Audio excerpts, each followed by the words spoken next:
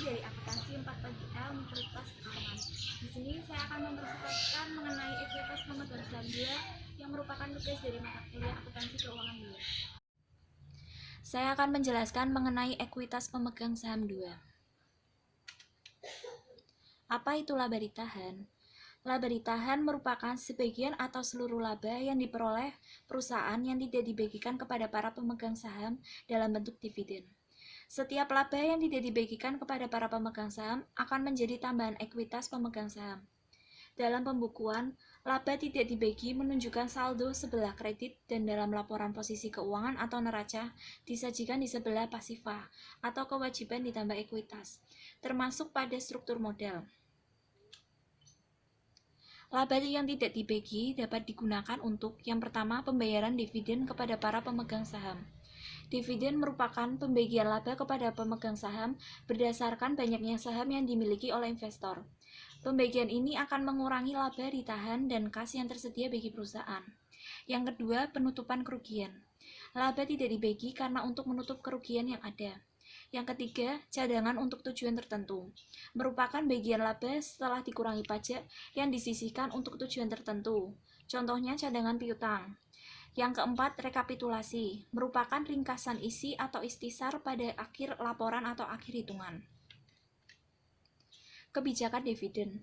Dividen merupakan transfer sejumlah nilai dari perusahaan kepada pemegang saham atau pembagian laba ditahan kepada para ekuitas pemegang saham. Nilai yang ditransfer tersebut biasanya merupakan aktiva perusahaan, kas non-kas. Penentuan jumlah dividen yang tepat harus dibayarkan didasarkan atas akumulasi laba sesuai dengan hasil keputusan rapat umum pemegang saham atau RUPS. Perseroan enggan untuk mengurangi atau mengeliminasi dividennya, karena mereka percaya bahwa tindakan ini akan dipandang negatif oleh pasar sekuritas. Sebagai konsekuensinya, perseroan yang telah membayar dividen tunai akan melakukan setiap upaya untuk melanjutkan pembayaran tersebut di masa depan. Namun tidak selalu dividen dapat dibagikan kepada para ekuitas pemegang saham tergantung dari kondisi keuangan atau likuiditas dari perusahaan yang bersangkutan. Di samping itu, laba ditahan untuk tujuan operasi atau dividen untuk likuidasi tidak dapat dibagikan kepada para ekuitas pemegang saham. Selanjutnya, jenis-jenis dividen. Yang pertama adalah dividen tunai atau kas. Adalah dividen yang dibayarkan kepada para pemegang saham berupa uang tunai. Contoh soal. Pada tanggal 21 Desember 2010, Dewan Direktur PT Liesti mengumumkan pembagian dividen sebesar 1.200 US dollar untuk setiap lembar saham biasa yang beredar sebanyak 1.000 lembar yang akan dibayarkan pada tanggal 21 Januari 2011. Pengumuman dividen tersebut dicatat tanggal 29 Desember 2010. Ayat jurnal untuk mencatat transaksi tersebut sebagai berikut. Tanggal 21 Desember 2010, pengumuman dividen jurnalnya adalah laba ditahan dividen kas pada hutang dividen kas sebesar 1.200.000 US dollar. Tanggal 21 Desember 2010 pencatatan dividen tidak ada jurnalnya. Tanggal 21 Januari 2011 pembayaran dividen jurnalnya adalah hutang dividen kas pada kas sebesar 1.200.000 US dollar. Yang kedua adalah dividen properti. Biasanya dalam bentuk surat berharga perusahaan lain yang dimiliki oleh perusahaan, persediaan atau aktiva lainnya. Contoh soal. PT Jaya Abadi mempunyai 10.000 lembar saham PT Anugrah dengan harga perolehan 1 juta US dollar. Pada tanggal 21 Desember 2010 diumumkan pembagian properti dividen untuk setiap lembar saham PT Jaya Abadi beredar 5.000 lembar. Pengumuman dividen tersebut dicatat pada tanggal 29 Desember 2010 dan akan dibayarkan pada tanggal 21 Januari 2011. Ayat jurnal untuk mencatat transaksi tersebut sebagai berikut. Yang pertama, tanggal 21 Desember 2010, pengumuman dividen. Jurnalnya adalah laba ditahan dividen properti pada hutang dividen properti sebesar 550.000 US dollar. Caranya adalah 1 juta US dollar dibagi 10.000 lembar sama dengan 110 per lembar dikali 5.000 lembar sama dengan 550.000 US dollar. Tanggal 21 Desember 2010, pencatatan keuntungan jurnalnya adalah investasi saham pada keuntungan yang belum direalisasi sebesar 50.000 US dollar. Yang ketiga, tanggal 29 Desember 2010, pencatatan dividen tidak ada jurnal. Dan yang terakhir tanggal 21 Januari 2011, pembayaran dividen jurnalnya adalah hutang dividen properti pada investasi saham sebesar 550.000 US dollar. Ketiga, ada dividen scrip atau dividen hutang. Janji tertulis untuk membayar sejumlah tertentu di waktu yang akan datang. Hal ini disebabkan saldo kas yang ada tidak cukup. Dividen ini bisa berbunga, bisa tidak. Contoh soal. Pada tanggal 21 Desember 2010, diumumkan pembagian dividen dalam bentuk vessel promise sebesar 1.500.000 US dollar dengan bunga 10% per tahun. Pengumuman dividen tersebut dicatat tanggal 29 Desember 2010 dan akan dibayarkan pada tanggal 21 Januari 2011. Ayat jurnal untuk mencatat transaksi tersebut sebagai berikut. Yang pertama, tanggal 21 Desember 2010, pengumuman dividen jurnalnya adalah laba ditahan dividen scrip pada wesel bayar sebesar 1.500.000 US dollar. Yang kedua, tanggal 29 Desember 2010, pencatatan dividen tidak ada jurnalnya.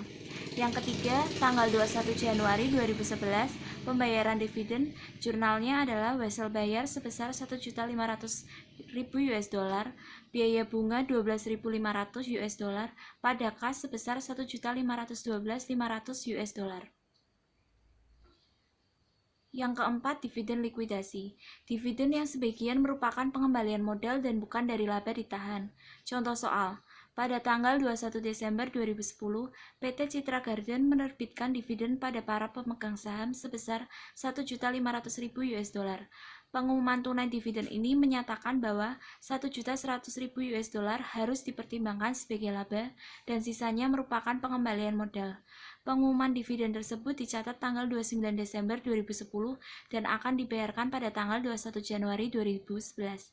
Ayat jurnal untuk mencatat transaksi tersebut sebagai berikut.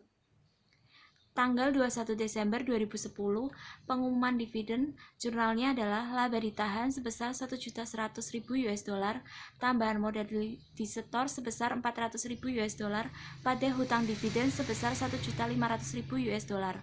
Tanggal 29 Desember 2010, pencatatan dividen tidak ada jurnalnya. Tanggal 21 Januari 2011, pembayaran dividen jurnalnya adalah hutang dividen pada kas sebesar 1.500.000 US dollar. Kelima, dividen saham. Pembagian tambahan saham tanpa dipungut bayaran kepada para pemegang saham sebanding dengan saham-saham yang dimiliki. Tujuan. Yang pertama, untuk menahan laba secara tetap, yaitu dengan mengkapitalisir laba tidak dibagi dan dikreditkan modal saham. Yang kedua, pembagian dividen tanpa menggunakan pembayaran tunai atau aktiva yang diperlukan untuk modal kerja dan ekspansi. Yang ketiga, untuk menaikkan jumlah lembar saham yang beredar, sehingga harga pasarnya akan turun. Yang selanjutnya ada ukuran dividen saham, ada dua, yaitu yang pertama dividen saham kecil atau kurang dari 20% dari saham perusahaan yang diterbitkan, dicatat pada nilai pasar wajar. Yang kedua ada dividen saham besar, lebih dari 20-25% dari saham perusahaan yang diterbitkan, dicatat pada nilai nominal. Akuntansi ini didasarkan pada asumsi bahwa dividen saham ukuran kecil akan memiliki pengaruh kecil pada harga pasar saham beredar. Dividen saham dapat dibagikan dengan cara yang pertama biasa. Yang biasa dibagi menjadi 3, dicatat sebesar harga pasar pada saat saham dibagi, dicatat sebesar nilai nominal pada saat saham dibagi, dicatat sebesar harga jual sahamnya sehingga jumlah AQ dis AQ sama. Yang kedua adalah spesial atau khusus, dicatat sebesar harga pasar pada saat saham dibagi. Selanjutnya adalah pemecahan saham. Dengan adanya pemecahan saham, maka akan mengurangi nilai pasar saham. Yang kedua, dalam pemecahan saham tidak ada jurnal yang mau dicatat. Dan yang terakhir, dalam pemecahan saham dapat menurunkan nilai nominal dan meningkatkan jumlah saham. Penyajian dan analisis ekuitas pemegang saham. Yang pertama, penyajian. 3 kategori berikut biasanya muncul pada kelompok ekuitas pemegang saham. Yang pertama adalah modal saham atau modal dasar. Yang kedua, tambahan modal disetor atau modal yang melebihi nilai pari atau nilai ditetapkan. Yang ketiga, laba ditahan. 2 kategori yang pertama, yaitu modal saham dan tambahan modal disetor, merupakan modal kontribusi atau disetor. Sementara laba ditahan merupakan modal yang diperoleh perusahaan. Ketiga kategori tersebut dilaporkan dalam bentuk istisar pada laporan posisi keuangan atau neraca perusahaan. Yang kedua adalah analisis. Rumusnya adalah pengembalian atas ekuitas pemegang saham sama dengan laba bersih dikurangi dividen saham preferen dibagi rata-rata pemegang saham biasa. Rasio ini menunjukkan berapa dolar dari laba bersih perusahaan yang diperoleh untuk setiap dolar yang diinvestasikan para pemegang saham. Laporan ekuitas pemegang saham. Laporan ekuitas pemegang saham biasanya disajikan dalam format sebagai berikut. Yang pertama, saldo pada awal periode, yang kedua penambahan, yang ketiga pengurangan, dan yang terakhir adalah saldo pada akhir periode. Kesimpulannya, laba ditahan adalah sebagian atau seluruh laba yang diperoleh oleh perusahaan yang tidak dibagikan kepada para pemegang saham dalam bentuk dividen. Laba yang tidak dibagikan biasanya digunakan untuk yang pertama, pembayaran dividen kepada para pemegang saham, yang kedua, penutupan kerugian, yang ketiga, cadangan untuk tujuan tertentu, dan yang keempat adalah rekapitulasi. Ada jenis-jenis dividen. Yang pertama adalah dividen tunai atau kas, yang kedua ada dividen properti, yang ketiga ada dividen scrip, yang keempat ada dividen likuidasi, dan yang terakhir adalah dividen saham. Laporan ekuitas pemegang saham biasanya disajikan dalam format yang pertama, saldo pada awal periode, yang kedua penambahan, yang ketiga pengurangan, dan yang terakhir adalah saldo pada akhir periode. Sekian presentasi dari saya. Apabila ada kesalahan, saya minta maaf. Terima kasih.